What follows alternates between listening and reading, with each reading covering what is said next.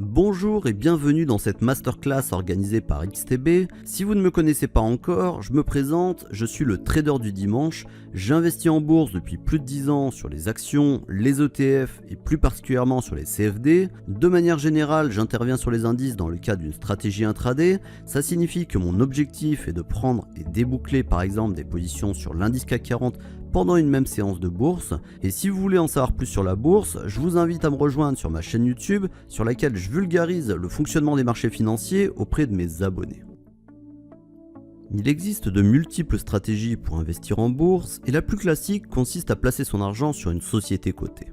Le but étant d'attendre quelques années, le temps qu'elle se développe, afin d'en récolter les fruits lorsque son cours se valorise. Pourtant, alors que les résultats peuvent s'avérer particulièrement appréciables, certains traders souhaitent aller plus loin et se focaliser sur une période de temps plus courte. On les appelle les day traders ou les swing traders. Afin de prendre position sur de faibles variations du cours d'un actif, les traders particuliers se tournent généralement vers les CFD car ils offrent une batterie d'avantages en raison de la souplesse qui les caractérise. Pour autant, ces avantages s'accompagnent de certains inconvénients qu'il est utile de connaître avant de se lancer. Et c'est ce que nous allons voir dans cette vidéo. Le premier avantage qu'un investisseur peut trouver dans l'utilisation des CFD, il s'agit de l'effet levier. Alors que sur les marchés au comptant, votre exposition est limitée au montant de votre capital, sans possibilité d'aller au-delà, sur les CFD, ce multiplicateur peut aller jusqu'à 30 pour les investisseurs particuliers au sein de l'Union européenne, selon la catégorie d'actifs que vous sélectionnez, comme vous pouvez le voir sur la diapo à l'écran. Par exemple, si l'indice CAC 40 cote 6500 points et que vous souhaitez acheter un lot à 10 € le point, votre exposition sera de 65 000 €.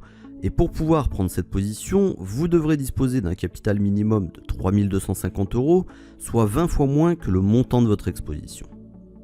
Un autre élément qui pourrait vous amener à considérer les CFD comme une alternative intéressante, c'est la possibilité de pouvoir spéculer à la hausse comme à la baisse sur un actif. En effet, même si vous avez de fortes convictions sur le business d'une entreprise dans laquelle vous possédez des actions, il est parfois difficile de garder une position de spectateur lorsque le cours se met à corriger à certains moments.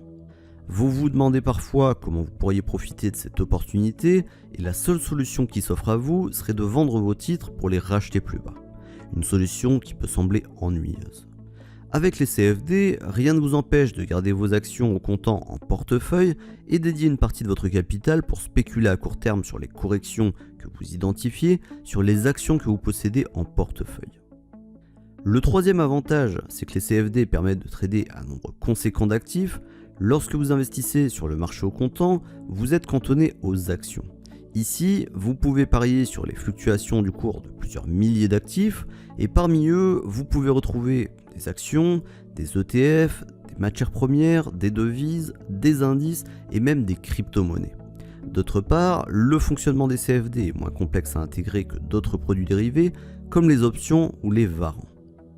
Pour finir, le quatrième et dernier avantage des CFD réside dans la liberté laissée à l'investisseur de pouvoir trader la majorité des actifs à partir d'une plage horaire élargie.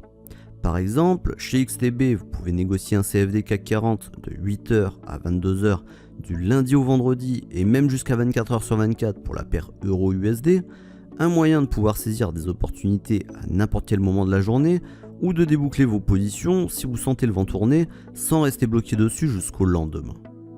Les CFD, comme on vient de le voir, possèdent des avantages, mais il faut être conscient que le produit parfait n'existe pas. Il est donc utile de connaître les quelques inconvénients de ce type de produit afin de ne pas avoir de mauvaises surprises.